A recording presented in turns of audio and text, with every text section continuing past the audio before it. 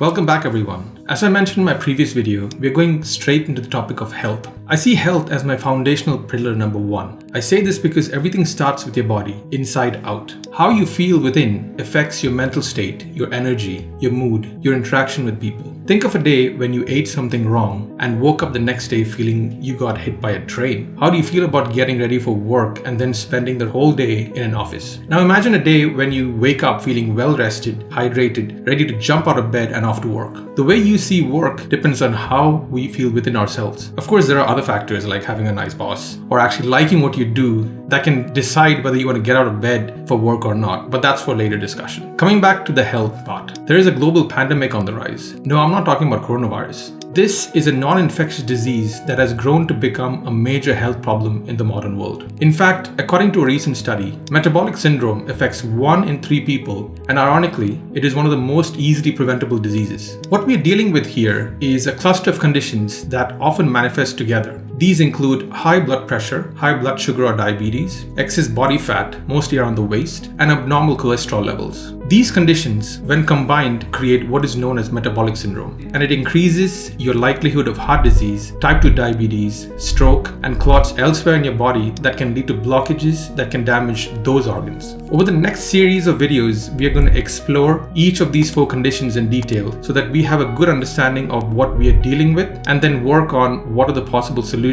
so that we can fix these issues. So let's start with our first condition. Abnormal blood sugar, that is also known as type 2 diabetes. Now there are 3 other types of diabetes such as type 1, juvenile, and gestational diabetes, which women get around the time of their pregnancy. But we're going to focus on type 2 diabetes as this has a strong lifestyle element to it. To understand the story of type 2 diabetes, we need to know about a few key characters. These are hormones, glucose, essentially whatever food you eat eventually gets made into glucose, your liver, pancreas, your gut, your muscles, and all other organs that need energy. The story goes something like this. You eat some food and the food reaches your stomach. By the time it gets there, your brain and other watchmen in your body tell your pancreas and your gut to release some hormones to help move the sugar that was just made from the food you ate to take it to places where it is needed. Now we have 2 main hormones that we need to mention here, insulin and glucagon. Although there are many other hormones involved, which I will introduce in a future video, we will focus on these 2 for now. So these 2 hormones then get to work. Glucagon goes to the liver and muscles where already some sugar was stored in the form of glycogen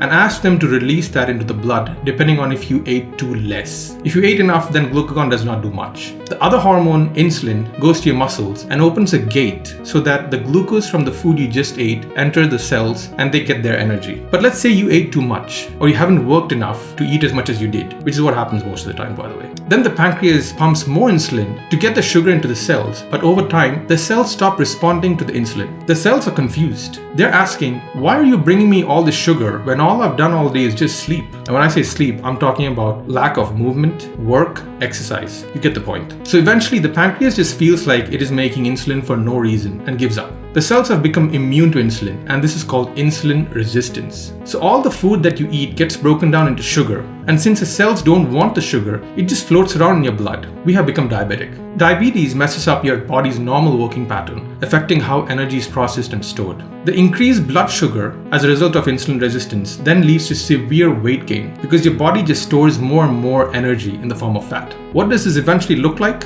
A large waistline, high blood pressure, high blood triglycerides, which raises your bad cholesterol levels and decreases your good cholesterol levels, or HDL. This is important for your heart health. But it does not end there. The nervous system is among the main targets of diabetes. So aside from high blood sugar, you will experience a massive change in other aspects of your health. Small nerves present in various organs in your body get affected. So you will end up with issues related to your brain, your hands and feet, which can give you a feeling of tingling or numbness, your kidneys making you want to go to the toilet more often, your eyes making you strain to see better. And one symptom most diabetics will talk about is how hungry and thirsty they feel. I'll go through the complications of diabetes that we just mentioned in a detailed video coming up later. It's easy to know why we suffer weight gain, high blood sugar levels, and bad hearts. The difficult part is understanding why we crave sugar so much and allow ourselves to get to the stage of insulin resistance and developing a serious metabolic problem. Stay tuned because in the next video, we're going to explore why we crave sugar so much.